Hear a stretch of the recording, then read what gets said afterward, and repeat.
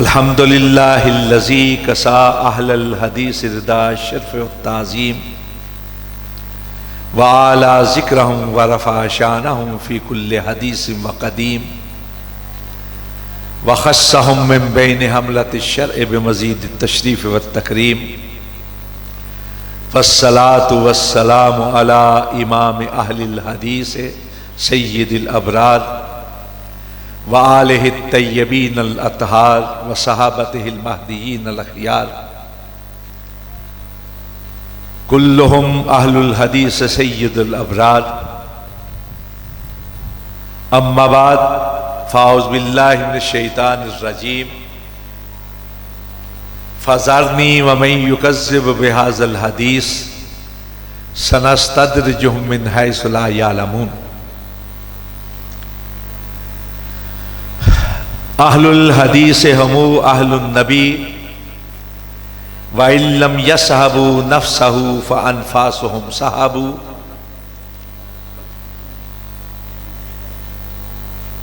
ठीक है।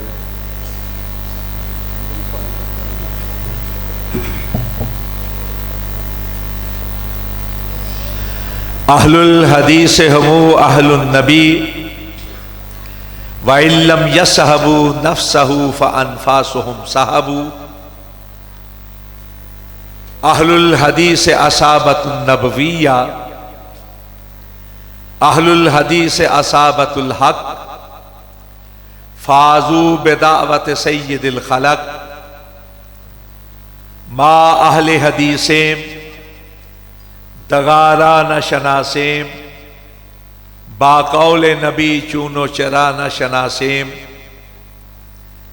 मा अहले हदीसेम दगारा न शनासेम सद शुक्र के दर मजहब माही लाओ फन्नीस।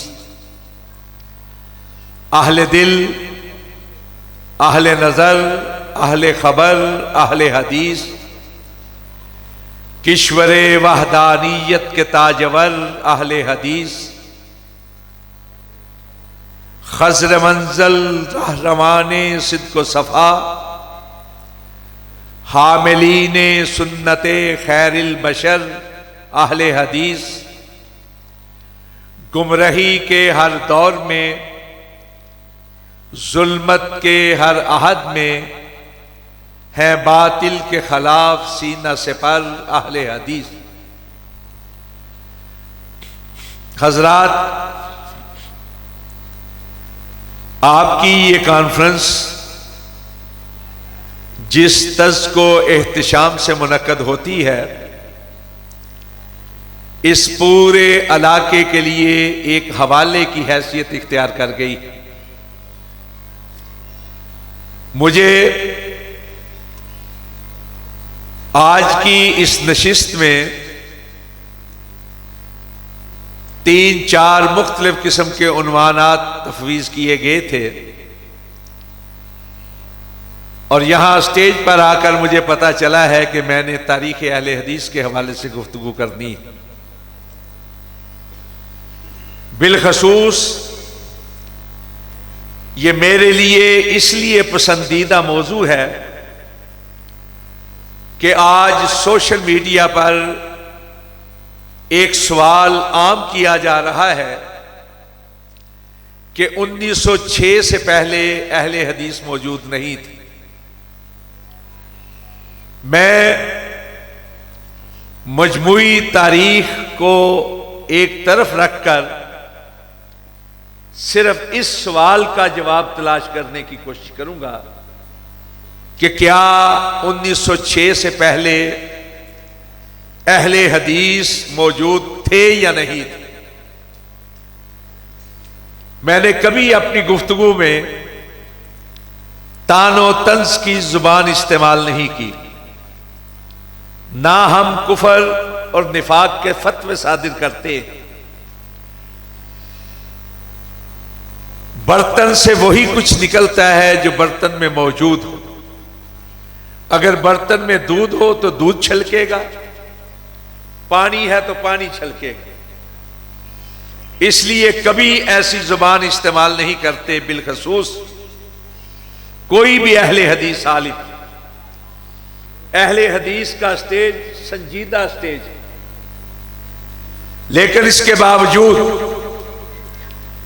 समझाने के नुक्ता नजर से दावत फिक्र के तौर पर दो चार बातें जरूर होशगुजार करना चाहता हूं। अगर कोई शख्स ये कहे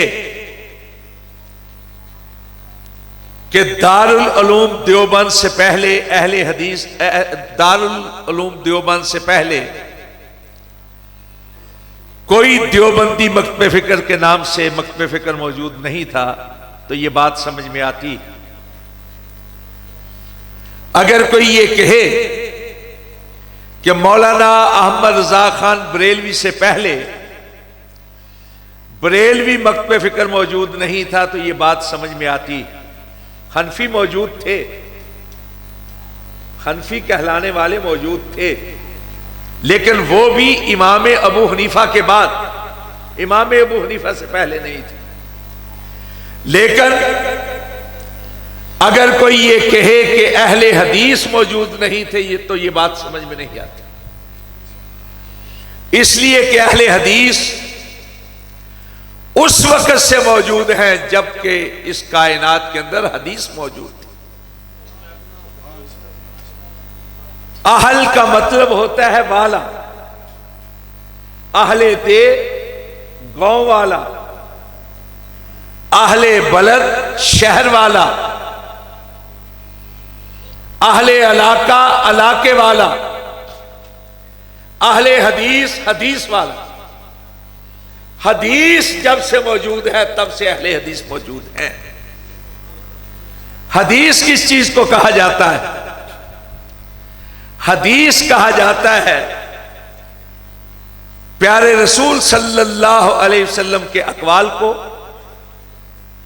आपके अफ़आल को, आपके अहवाल को। और इल्मी तौर पर इसकी 3 किस्में बयान की जाती हैं: कौली हदीस, फेली हदीस और तकरीरी हदीस। कौली हदीस वो होती है जो प्यारे रसूल ने इरशाद फरमाया। फेली हदीस उसको कहा जाता है जो प्यारे रसूल ने किया। और तकरीरी हदीस ये होती है कि आपके सामने कोई काम हुआ और आपने खामोशी इख्तियार की, आपकी खामोशी ताईद होती है, वो भी सुन्नत मुबारका। हदीस कहा जाता है प्यारे रसूल के अक़वाल को, अफ़आल को, अहवाल को। लेकिन प्यारे रसूल सल्लल्लाहु अलैहि वसल्लम के अक़वाल, अफ़आल और अहवाल से पहले एक और चीज भी हदीस है, और वो है अल्लाह का कुरान मजीद। अल्लाह ने अपने कुरान को कुरान के अंदर हदीस कहा। अल्लाह नज़्ज़ल अहसनल हदीस। और कई बार इरशाद फरमाया फ़बिअय्यि हदीसिन बादहु युमिनून, कि इस हदीस के बाद कौन सी हदीस है जिस पर ये लोग ईमान लाए। फ़ज़रनी वमन युकज़्ज़िबु बिहाज़ल हदीस सनस्तद्रिजुहुम मिन हैसु ला यअलमून।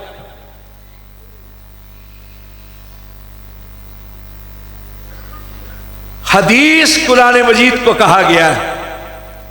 और सोने नबी सल्लल्लाहु अलैहि वसल्लम अपने हर खुतबे में, करीबन हर खुतबे में इरशाद फरमाया करते थे, इन्ना खैरल हदीस किताबुल्लाह, इन्ना अहसनल हदीस किताबुल्लाह, के बेहतरीन हदीस अल्लाह की किताब है कुरान मजीद। तो अहले हदीस उसको कहा जाता है जो अल्लाह और उसके रसूल की बात को मानने वाला, कुरान का मानने वाला है, रसूलुल्लाह के फरमान का मानने वाला, उसको अहले हदीस कहा जाता है।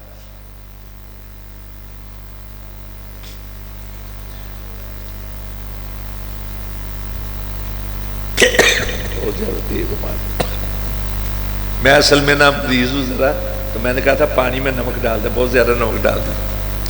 हालांकि मैं नमक हला रहा हूं माशाल्लाह, थोड़ा भी होएगा तो। मैं ये अर्ज कर रहा था कि इस्लाम हमारा दीन है और अल्हम्दुलिल्लाह हम मुस्लिम हैं। अल्लाह ने हमारा नाम मुस्लिम रखा है, सम्माकुमुल मुस्लिमीन, मुस्लिम। अहले हदीस हमारा सिफती नाम है, वस्फी नाम है। और किसी के सिफाती नाम ज्यादा होना उसकी अजमत और उसकी इज्जत की दलील। कुरान पाक में अल्लाह रब्बुल इज्जत ने उन मुसलमानों को जो अल्लाह के चहेते और प्यारे हैं कई नामों से याद किया है। कभी मुत्तकीन कहा, कभी मोमिनीन कहा, कभी मुततहरीन कहा, कभी हिजबुल्लाह कहा, कभी किसी सिफाती नाम से, कभी किसी सिफाती नाम से बयान किया। अहलुल कुरान कहा गया, खैरुल इबाद कहा गया। यह सिफाती नाम है। सोचने की बात यह है कि जब हम मुसलमान हैं तो फिर अहले हदीस क्यों कहलाते हैं? यह है असल सवाल जो पूछने का है और समझने का है। हम मुसलमान हैं, मुस्लिम हैं। अहले हदीस हमारी पहचान क्यों बना है? इसकी एक बुनियादी वजह है। इस्लाम फैला, फतूहात की वजह से इलाकों के इलाके फतह होते चले गए। इलाकों की फतूहात की वजह से कई लोग मुसलमान हुए।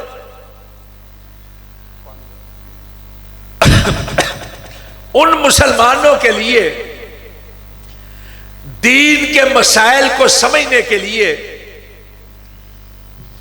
दीन की इबादत को जानने के लिए, दीन के मामलात को जानने के लिए जब सवालात पैदा हुए, उन लोगों ने सवाल किए लोगों से, उन लोगों से जो साहिब इल्म कहलाते थे कि फलां इबादत किस तरह की जाए, दीन का फलां मामला किस तरह है। तो उनको दो किस्म के लोगों ने जवाब दिए। एक वो लोग थे जिनके पास कुरान और हदीस का इल्म था, उन्होंने कुरान और हदीस की रोशनी में जवाब दिए। और एक वो लोग थे जिनकी नीयतों पर हम शक नहीं करते, लेकिन उन लोगों ने कुरान और हदीस के दलाइल की जगह अपनी राय और क्यास के साथ जवाब दिया। अब दो किस्म के मुफ्ती सामने आए, कुरान और हदीस की रोशनी में जवाब देने वाले, राय और क्यास के साथ जवाब देने वाले। चुनाचे जिन लोगों ने कुरान और हदीस की रोशनी में जवाब दिया उनको अहलुल हदीस कहा गया, और जिन लोगों ने राय और क्यास की रोशनी में जवाब दिया उनको अहलुल राय वल क्यास कहा गया। यह था वह मौका जब अहले हदीस का लक़ब आम हुआ, अहलुल राय वल क्यास के खिलाफ। यहां मैं ज़िम्नन एक दो और इस्तिलाहात का मफहूम वाज़ेह करना चाहता हूं। अहलुल हदीस है अहलुल राय वल क्यास के खिलाफ, मद्दे मुकाबल, मुतज़ाद। इसी तरह अहले तशय्यो के मुकाबिल जो लफ्ज था वह अहलुल सुन्ना था। एक तरफ थे अहलुल तशय्यो और दूसरी तरफ उसके मुतज़ाद थे अहलुल सुन्ना। और यह बात मैं अपनी तरफ से नहीं कह रहा, अल्लामा इब्न खल्दून रहमतुल्लाह अलैह ने जो तारीख लिखी है, तारीख इब्न खल्दून, उसका बड़ा मबसूत मुकदमा लिखा है। मुकदमा इब्न खल्दून इमरानियात के इल्म के अंदर, शहरियात के इल्म के अंदर, तहजीब और तमद्दुन के अलूम के अंदर पूरी दुनिया के अंदर एक बेहतरीन मुकाम रखता है। मुसलमान भी मानते हैं, गैर मुस्लिम भी मानते हैं। अल्लामा इब्ने खल्दून रहमतुल्लाह अलैह ने बड़ी तफसीली बहस की है इस मौजू पर। उन्होंने कहा दो फिकही मकात में फिक्र पैदा हुए। जो कुरान और हदीस से फतवा देते थे, काम लेते थे, उनको अहलुल हदीस कहा जाने लगा। और इन लोगों का मरकज हिजाज मुकद्दस था, मक्का और मदीना। और वो लोग जो राय और क्यास से काम लेते थे, उनको अहलुल राय वल क्यास कहा जाने लगा। और इन लोगों का मरकज अराक था, कूफा और बगदाद।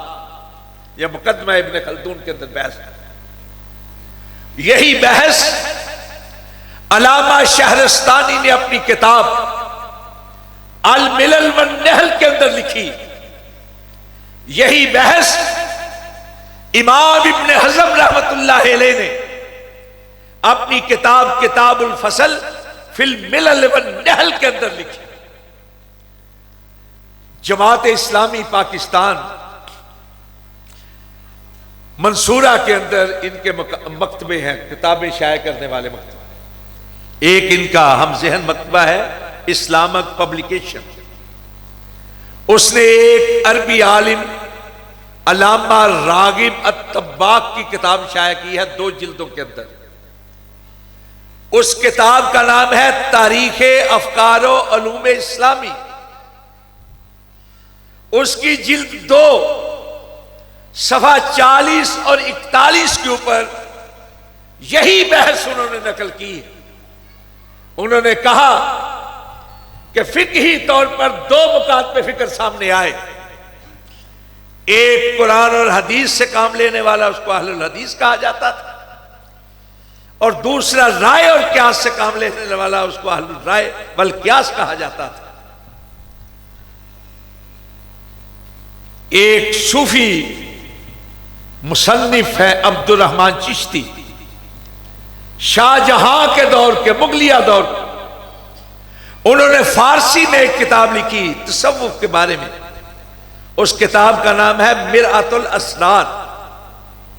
और उसके आगाज में उन्होंने लिखा कि यह किताब मैं हजरत मईनुद्दीन चिश्ती अजमेरी के बातनी इशारे से लिख रहा हूं।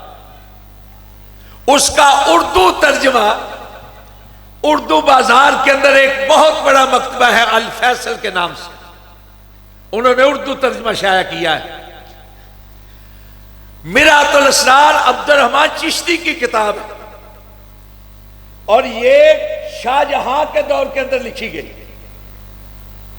ये दर हकीकत जो मैं अर्ज कर रहा हूं हवाला, यह भी एक लिहाज से जवाब है उन लोगों के लिए जो कहते हैं कि 1906 के अंदर अहले हदीस पैदा हुआ।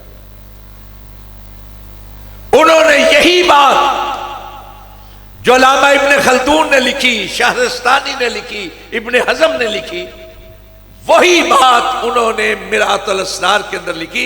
अब्दुर रहमान चिश्ती ने सूफी होने के बावजूद, तसव्वुफ से ताल्लुक रखने के बावजूद, उन्होंने कहा कि अहले सलूक के 2 मकतबे फिक्र पैदा हुए। एक कुरान और हदीस से काम लेने वाला, फतवा देने वाला, वो अहलुल हदीस था। और इसके आइम्मा के अंदर इमाम मालिक का नाम है, इमाम शाफी का नाम है, इमाम अहमद बिन हम्बल का नाम, और दूसरा अहलुल राय वल क्यास था। और इसी किताब के अंदर उन्होंने एक और हवाला नकल किया है एक शख्सियत का, समनानुद्दौला, जो जहांगीर के दौर का था। उसकी 2 किताबों का उसने तज़किरा किया है।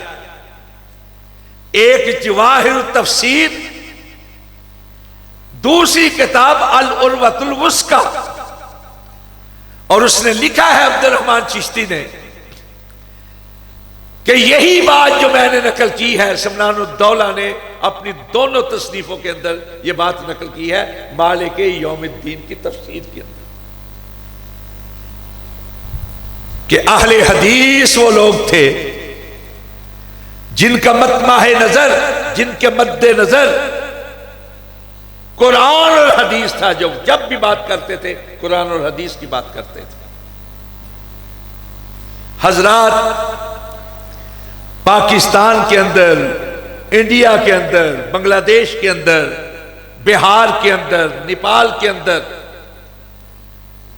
तमाम वो मुकात पे फिक्र अहले हदीस है, देवबंदी है, बरेलवी है, जमात इस्लामी, जहां जहां हदीस पढ़ाई जाती है या हदीस के नाम पर दौरा करवाया जाता है, उनका सिलसिला सनद शाह वलीउल्लाह रहमतुल्लाह अलैह तक पहुंचता है।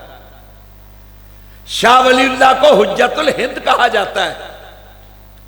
शाह वलीउल्लाह रहमतुल्लाह अलैह की किताब है हुज्जतुल्लाहिल बालिगा। हुज्जतुल्लाहिल बालिगा का 7वां बाब इस उन्वान के तहत है अल फर्क बैन अहलुल हदीस व अहलुर राय, कि अहले हदीस और अहलुर राय में फर्क क्या है। तो हम मुस्लिम हैं। अहले हदीस हमारा सिफती नाम है, वस्फी नाम है, और इस वजह से है कि हमारे अकाबिर, हमारे असलाफ, हमारे मुफ्ती, हमारे आइमा, हमारे मुज्तहिद, हमारे उस्ताद बुनियाद समझते हैं दीन की कुरान और हदीस। और कुरान और हदीस अगर किसी की जात पे जमा होते हैं तो वो आमना के लाल की जात है, मदीना के ताजदार की जात है। एक तो इसलिए कि अकवाल और अफआल और अहवाल की सूरत में जिस चीज को हदीस कहा जाता है उसकी निस्बत प्यारे रसूल की तरफ, और दूसरी इस वजह से कि कुरान मजीद भी अल्लाह के नबी पर जमा हो जाती। आपने सुना होगा वाकया,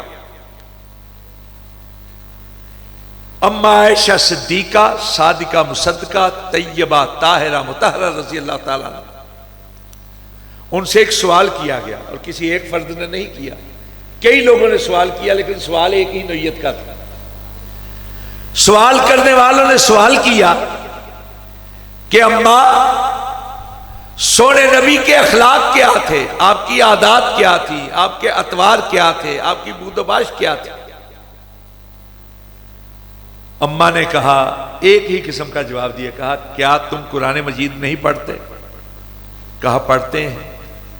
कहा काना खोल खोल कुरान, फिर जान लो जो कुछ कुरान मजीद में था वही अल्लाह के नबी की हयात मुबारक था।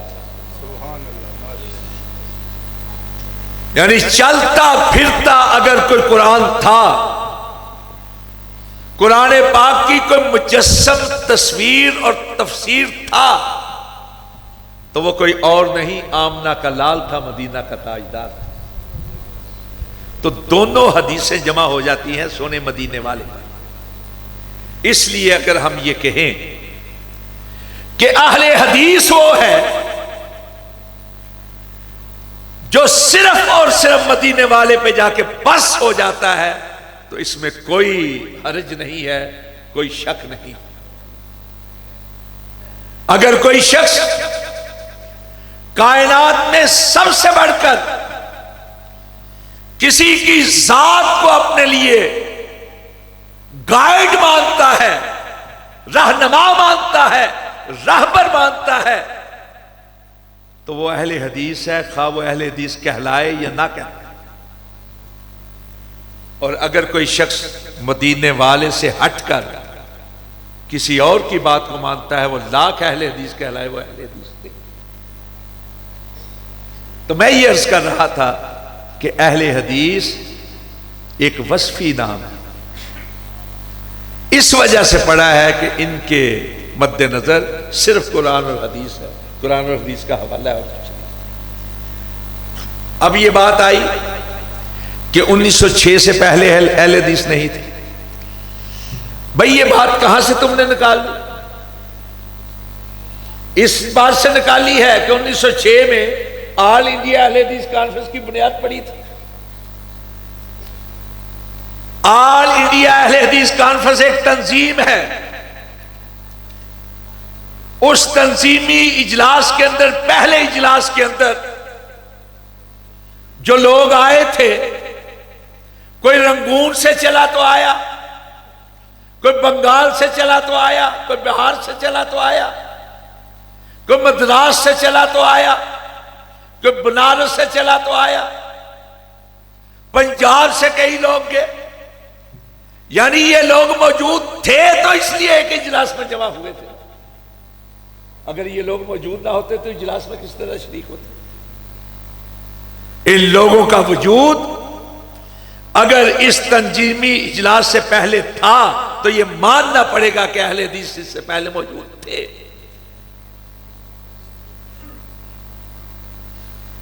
डॉक्टर अय्यूब कादरी, उन्होंने एक किताब लिखी है 1857, तहरीक आजादी 1857। उसमें उन्होंने लिखा है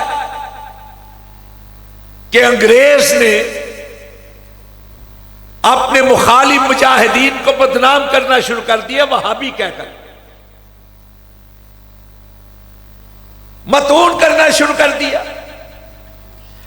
इनके खिलाफ नफरत की फजा पैदा की गई, किताबें लिखवाई गई।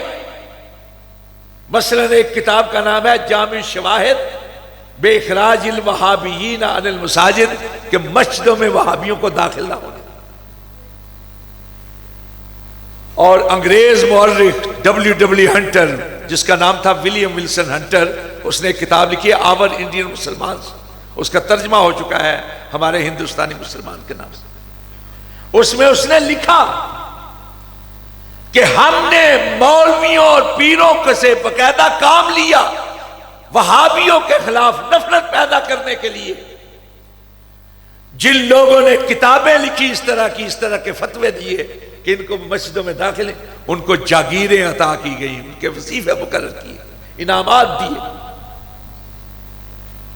लोगों को बताया गया कि ये लोग मोहम्मद बिन अब्दुल वहाब की तहरीक से ताल्लुक रखते हैं।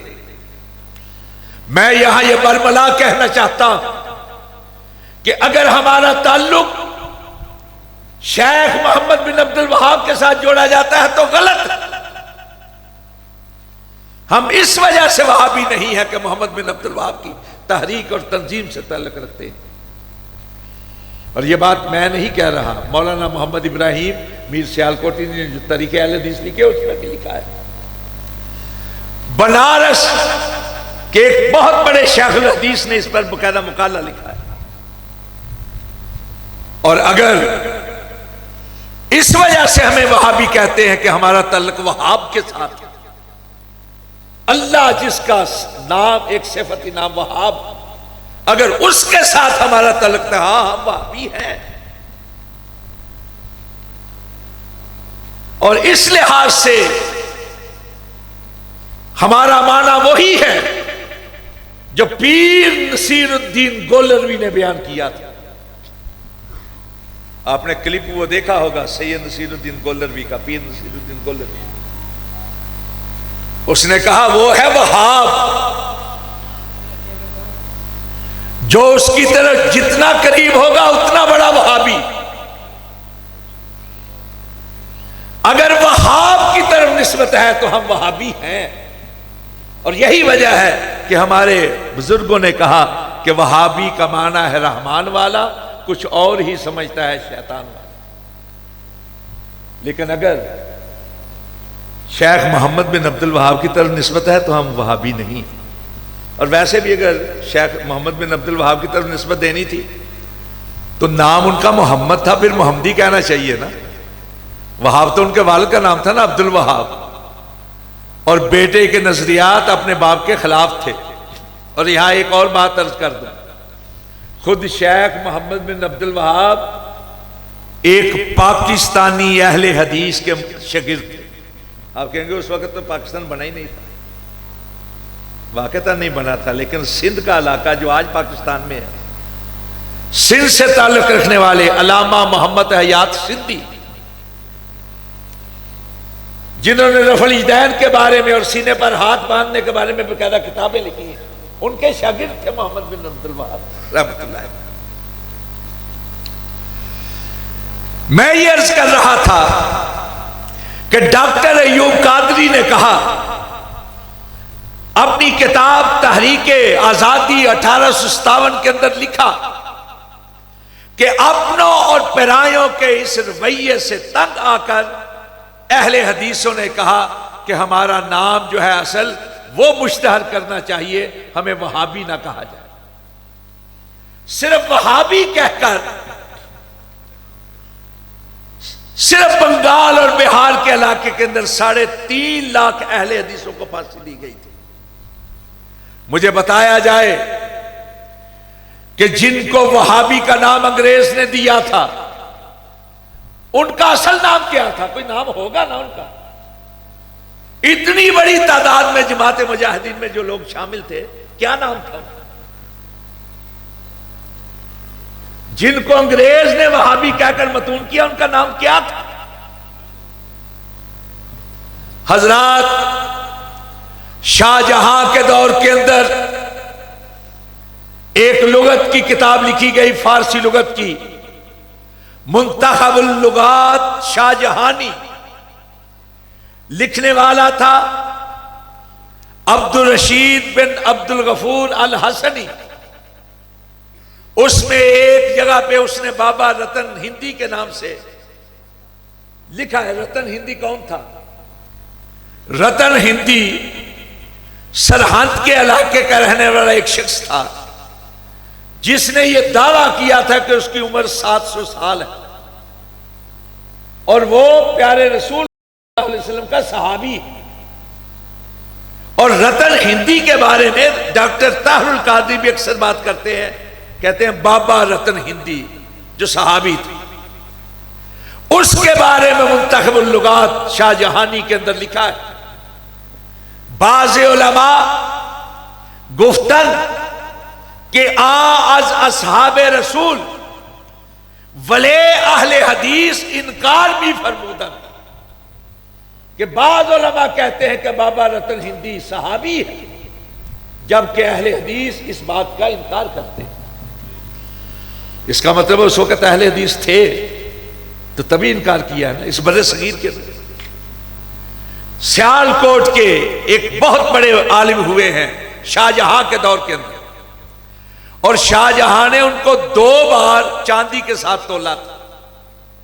मुल्ला अब्दुल हकीम सियालकोटी, जिन्हें अलामा अब्दुल हकीम सियालकोटी भी कहा जाता है। आप कभी जाए ना सियालकोट में तो रंगपुरे की साइड पे एक मस्जिद है, उसको कहा जाता है मस्जिद शाह कमाल। ये शाह कमाल उस्ताद थे और इनसे दीनी तालीम हासिल किया करते थे मुल्ला अब्दुल हकीम सियालकोटी और मुजद्दद अलफसानी। हजरत मुजद्दद अलफसानी सियालकोट के शाह कमाल के शागिर्द थे, और मुल्ला अब्दुल हकीम सियालकोटी की मस्जिद जो है ना वो तहसील बाजार के अंदर मियानापुरा के अंदर आज भी मौजूद है। मुल्ला अब्दुल हकीम सियालकोटी ने सैयद अब्दुल कादिर जिलानी रहमतुल्लाह अलैह की किताब 11वीं वाले पीर की किताब गुनियतुत तालिबीन जो अरबी में थी उसका फारसी में तर्जुमा किया। उसकी एक इबारत है अलामतो अहलिल बिदाए अल बकियत फी अहलिल असर। इसका तर्जुमा किया है अलामा अब्दुल हकीम सियालकोटी ने जो शाहजहां के दौर के अंदर थे। उन्होंने कहा बस निशाने अहले बिदत रा ऐब करदन दर अहले हदीस। बिदतियों की अलामत यह है कि वो अहले हदीस को गालियां देते हैं। अहले हदीस थे तो शेख अब्दुल कादिर जिलानी ने लिखा था, और अहले हदीस थे तो अलामा अब्दुल हकीम सियालकोटी ने उसका तज़किरा किया है। आगरा के अंदर एक स्टेशन है, आगरा सिटी के अंदर राजा मंडी का स्टेशन, उसका जो 1 नंबर प्लेटफार्म है ना उसके साथ मस्जिद है। उस मस्जिद में फारसी में कतबा लिखा हुआ है, मस्जिद अहले हदीस और बुनियाद उसकी तारीख है 1083 हिजरी, तकरीबन 1671 ईस्वी, औरंगजेब के दौर के अंदर। और उससे पुरानी एक मस्जिद है चीनिया वाली मस्जिद, जहां हजरत अल्लामा शहीद रहमतुल्लाह अलैह सारी जिंदगी खुतबा देते रहे, सैयद दाऊद गज़नवी खुतबा देते रहे, सैयद अब्दुल वाहिद गज़नवी खुतबा देते रहे, इमाम अब्दुल जब्बार गज़नवी खुतबा देते रहे। हजरत अल्लामा शहीद आखिर मेरा ऐलान कर गए थे और मैं उस वक्त से लेकर आज तक हजरत अल्लामा शहीद के हुक्म की बजावरी में लगा हुआ। वो मस्जिद बादशाही मस्जिद, आलमगीरी मस्जिद से 5 साल पुरानी है। 1080 हिजरी में 1668 ईस्वी के अंदर वो बनी थी। हजरत शाह वलीउल्लाह रहमतुल्लाह अलैह ने हुज्जतुल्लाह बालगा के अंदर बाकायदा फर्क वाज़े किया है। और शाह वलीउल्लाह रहमतुल्लाह अलैह का दौर जो है ये औरंगजेब का दौर। हजरात, मैं एक और बात करने लगा। डॉक्टर अब्दुल कदीर खान का नाम सुना है आपने? डॉक्टर अब्दुल कदीर खान रहमतुल्लाह अलैह, जिनको मोहसिन पाकिस्तान कहा जाता है, उन्होंने 14 नवंबर 2009 में एक मजमून लिखा था जो जंग में शाया हुआ। उन्होंने लिखा कि बर्रे सगीर की सबसे पुरानी मस्जिद कौन सी है। मैं सिर्फ जंग का हवाला और डॉक्टर अब्दुल कदीर का हवाला नहीं दे रहा। आज हर शख्स के हाथ में मोबाइल है। मोबाइल में गूगल पे सर्च करे मस्जिद चिरामान, इंडिया का इलाका है केरला स्टेट, केरला सूबा, उसका इलाका है मालाबार, उसमें वो मस्जिद मौजूद है। उस मस्जिद के ऊपर संगे बुनियाद लिखा हुआ है कि यह मस्जिद 628 ईस्वी के अंदर बनी थी। आप गूगल पे सर्च कर ले, दावते आम। हर वो शख्स जिसके हाथ में मोबाइल है गूगल पे जाए, मस्जिद चिरामान लिखे, मालाबार केरला, बाकायदा उसकी तस्वीरें हैं, संगे बुनियाद है। 628 ईस्वी। और प्यारे रसूल सल्लल्लाहु अलैहि वसल्लम 632 ईस्वी में दुनिया से रुखसत हुए, यानी प्यारे रसूल की वफात से 4 साल पहले। डॉक्टर अब्दुल कदीर ने लिखा था कि वो अहले हदीस के पास है, जंग वालों ने लिख दिया रासकुल अकीदा मुसलमानों के कंट्रोल में। अहले हदीस की मस्जिद है, जो बर्रे सगीर की सबसे पहली मस्जिद है। इसका मतलब है कि यहां थे। मोहम्मद बिन कासिम तशरीफ लाए सन 91 हिजरी के अंदर।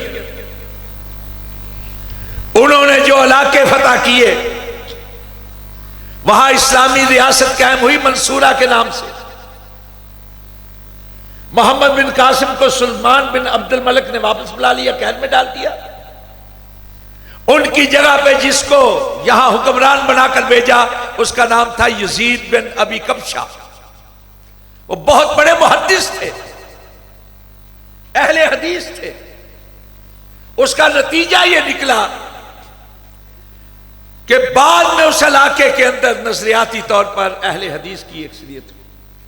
चुनाचे शाम का एक सय्याह जिसका नाम था अबुल बिशार मुकद्दसी, उसने इस इलाके का सफर किया। उसने एक किताब लिखी अहसनुत तकासीम फी मारिफतिल अकालीम। उसने लिखा कि सिंध के रहने वाले लोग गैर मुस्लिम हैं और मुसलमानों में अक्सरियत अहले हदीस की। और यह हवाला चिच हुक्मरानों के दौर के अंदर जो चिचनामा लिखा गया उसके अंदर है। शिकारपुर से तारीख सिंध शाया हुई है, उसके अंदर नूर मोहम्मद निजामानी ने जो लिखी है। अब्दुल मजीद सिंधी की किताब है, सिंध का अदब, अदब सकाफत, उसके अंदर यह हवाला मौजूद है। पीर हसामुद्दीन राशदी ने फारस सिंधी के अंदर एक तारीख लिखी है, उसके अंदर यह मौजूद है।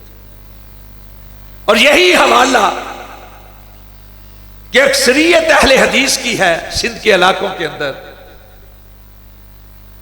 मौलाना सैयद सुलेमान नदवी रहमतुल्लाह अलैह ने अल मुआरिफ के अंदर मजमून लिखा, जो बाद में मोहम्मद तफैल ने जो नकूश के नाम से रिसाला निकालते थे, उसका रसूल नंबर शाया किया था, जो ज़ियाउल हक मरहूम ने आम किया था 10 जिल्दों के अंदर। उसकी तीसरी जिल्द के अंदर यही बात लिखी। यही बात मौलाना अब्दुल हई लखनवी हनफी रहमतुल्लाह अलैह ने अस्सकाफतुल इस्लामिया फिल हिंद के अंदर लिखी। तो कौन कहता है कि 1906 से पहले इस इलाके के अंदर अहले हदीस मौजूद नहीं? आज भी बाद में क्या हुआ, मोहम्मद बिन कासिम के बाद यजीद बिन नबी कबशा आए, 18 महीने के बाद वो फौत हो गए। फिर एक वक्त में मोहम्मद बिन कासिम का बेटा अमर जो है वो भी हुक्मरान रहा है, मंसूरा उसी ने बनाया था। लेकिन बाद में करामती दूसरे तीसरे लोग आए जिन्होंने मंसूरा ताराज कर दिया, तबाह कर दिया, या फिर वो जो इलाका था वो दरिया सिंध के अंदर आकर बह गया, दरिया बुर्द हो गया, जिसको बखर कहा जाता था। एक है बखर जो मियां वाली के इलाके के अंदर बे है की बानी बखर। ये बखर जो था उसी तरह लिखा जाता है जिस तरह सखर लिखा जाता है। वो था दर हकीकत मंसूरा जो तारीख की किताबों के अंदर तो मौजूद है, लेकिन इस वक्त उसका सिर्फ एक निशान है, पुरानी बस्ती। उस वक्त उसका नाम था अलौर, अब उसको अरोड़ कहते हैं। सखर से दरिया पार करें ना, दरिया सिंध, तो उसकी आबादी के आसार मौजूद हैं, आसार कदीमा खंडरात मौजूद हैं। मैंने खुद उनका मुशाहदा किया है। लेकिन अगर आप थर के इलाके में चले जाएं तो बस्तियों की बस्तियां पूरे पूरे गांव, पूरे पूरे कस्बे, या वहां गैर मुस्लिम है, ये सिर्फ अहले हदीस। ये जो अरबाब गुलाम रहीम था, ये भी थर के इलाके का रहने वाला था। एक बार किसी ने सवाल किया, कहने लगा जी कि आप कब्रों पे नहीं जाते वजीर आला होने के बावजूद। कहने लगा जी हम अहले हदीस हैं, हम इस तरह कब्रों पे नहीं जाते जिस तरह दूसरे लोग जाते। आज भी, आज के दौर के अंदर भी थर के इलाके में चले जाएं, 20 गांव आपको मिलेंगे जो अहले हदीसों के। ये दर हकीकत वही निशानियां हैं जो मोहम्मद बिन कासिम के बाद उस इलाके के अंदर पैदा हुई। हजरात, मौलाना अहमद अली लाहौरी रहमतुल्लाह अलैह बहुत बड़े देवबंदी आलिम थे, शेख तफसीर थे, और उनकी तफसीर की क्लासें इतनी ज्यादा पॉपुलर थी कि कई अहले हदीस उलमा ने उनकी शागिर्दी इख्तियार की थी। हमारी जमात के अमीर मौलाना मोइनुद्दीन लखवी भी उनके शागिर्द थे। उनकी एक किताब है मलफूजात तैयबात, उसके सवा 50 पे वो लिखते हैं कि मैं कादरी और हनफी हूं। अहले हदीस ना कादरी है ना हनफी है, लेकिन 40 साल से मेरी मस्जिद में आ रहे हैं, मैं उन्हें हक पर समझता हूं। और ये मौलाना अहमद अली लाहौरी, इन्होंने सारी जिंदगी ईद की नमाज खुद नहीं पढ़ाई, सारी जिंदगी गजनवी उलमा के पीछे ईद की नमाज पढ़ते रहे। मौलाना अब्दुल वाहिद गजनवी के पीछे, फिर सैयद दाऊद गजनवी के पीछे। एक रोज तहज्जुद के वक्त मस्जिद में आए तो देखा एक नौजवान तहज्जुद अदा कर रहा है। जब वो नमाज से फारिग हुआ तो कहने लगे बेटा शादी करोगे? कहने लगे जी करेंगे। चुनाचे मौलाना अहमद अली लाहौरी ने अपनी बेटी उसके निकाह में दे दी। जानते हो नौजवान कौन था?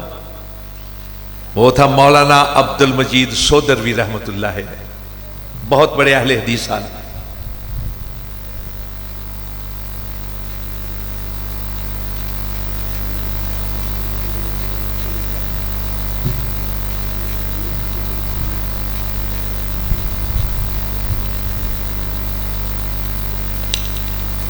मौलाना अब्दुल मजीद सोदरवी रहमतुल्लाह बहुत बड़े अहले हदीस आलम थे, उनके साथ अपनी बेटी की शादी की। और यह भी लिखा है कि एक बार बेटी ने आकर कहा, अब्बा मेरे मियाँ कहते हैं रफल इजदैन किया करो। तो मौलाना ने कहा, बेटी कर लिया करो, दोहरा सवाब मिलेगा। एक खामत हजरत तो ही छो बच्चे बच्चों का काम में गल करने, इन्होंने रहन दो, इन्होंने आउन दिया करो जिंज मर्जी फिरन। बेटा खामोशी नाल सुनो है, बच्चों को मस्जिदों में आने देना चाहिए। देखिए रसूल पाक सल्लल्लाहु अलैहि वसल्लम खुतबा दे रहे थे कि दो मासूम बच्चे अपने लिबास में उलझते हुए गिरते पड़ते चले आ रहे, अल्लाह के नबी मिंबर से उतर उनकी तरफ चले गए थे। कौन थे वो बच्चे? हसन और हुसैन। बच्चे आएंगे तो इनको आदत पड़ेगी ना मस्जिदों में आने की, अगर डांटते रहे तो फिर तो ये भाग जाएंगे, आएंगे नहीं। ये हमारे मुस्तकबिल है, हमारे आने वाली बेहतरीन नस्लें हैं। बेटा तवज्जो ना सुनो, नहीं तो नहीं समझ आती तो बेशक बात फिर, लेकिन गल्ला ना करो, ठीक है ना। हाँ माशाल्लाह बड़े सियाने ने बच्चे। और ये टोपी जी पाई है ना, मेरे नाल भी चंगी पाई है। मौलाना को कहने लगी बेटी कि अब्बा मेरे मियाँ कहते हैं रफल इजदान किया करो। मौलाना ने फरमाया कर लिया करो, दोहरा सवाब मिलेगा। एक खामद की इताअत का, दूसरा रसूलुल्लाह की सुन्नत पर अमल का। यह मौलाना अहमद अली लाहौरी रहमतुल्लाह अलैह अपनी किताब मलफूजात तय्यबात में लिखते हैं कि मैं अहले हदीस को हक पर समझता हूं। मौलाना रशीद अहमद लुधियानवी रहमतुल्लाह अलैह देवबंदी आलिम, उनकी फतवे की किताब है आसनुल फतावा, जिल्द नंबर 1 सफा 216 के ऊपर लिखते हैं कि दूसरी और तीसरी सदी के अंदर बाज नजी और फुरूई मसाइल पर 5 गिरोह बन गए जिनको हम हक पर समझते हैं। एक शाफी का गिरोह, एक मालकी, एक हम्बली, एक हनफी और एक अहले हदीस। गोया मौलाना ये कह रहे हैं कि दूसरी तीसरी सदी से अहले हदीस है। मौलाना अब्दुल हक हक्कानी, जिनकी बड़ी मशहूर तफसीर है हक्कानी तफसीर है हक्कानी, उनकी एक किताब है हक्कानी इस्लाम, उसके सफा 6 पर लिखते हैं कि अहले हदीस अहले सुन्नत में से है, हम इनको अहले सुन्नत मानते हैं। मौलाना मुफ्ती कफायतुल्लाह, उनकी किताब किफायतुल मुफ्ती पहली जिल्द जवाब नंबर 370 कहते हैं कि अहले हदीस अहले सुन्नत में से है, महज तर्क तकलीद की वजह से उनको अहले सुन्नत से खारिज नहीं किया जा सकता। हजरात हजरत सुफियान सौरी रहमतुल्लाह अलैह ने कहा, इन्ना औलन नास बिरसूलिल्लाह सल्लल्लाहु अलैहि वसल्लम यौमल क़ियामा अक्सरुहुम अलैहि सलातन, क़यामत वाले दिन सबसे ज्यादा अल्लाह के नबी के जो करीब होगा वो होगा जो सबसे ज्यादा सलात पढ़ता है, दुरूद पढ़ता है, और वह अहले हदीस। यही बात मुल्ला अली कारी हनफी रहमतुल्लाह अलैह ने उम्दतुल कारी के अंदर लिखी। यही बात मुज़ाहरे हक के अंदर नवाब कुतुबुद्दीन ने लिखी जो मिशकात की शरह है। यही बात अल्लामा सियूती ने कूतुल मुक्तज़ी के अंदर लिखी। यही बात इमाम इब्न क़य्यिम रहमतुल्लाह अलैह ने जिलाउल इफ़हाम के अंदर लिखी। ये 2 दरवाजे वाली जो मस्जिद है ना आपके सियालकोट में, इससे अल्लामा इकबाल के घर की तरफ जाए तो एक मकबा था, मकबा लासानी, पीर जमात अली शाह लासानी अलीपुरी के नाम पर।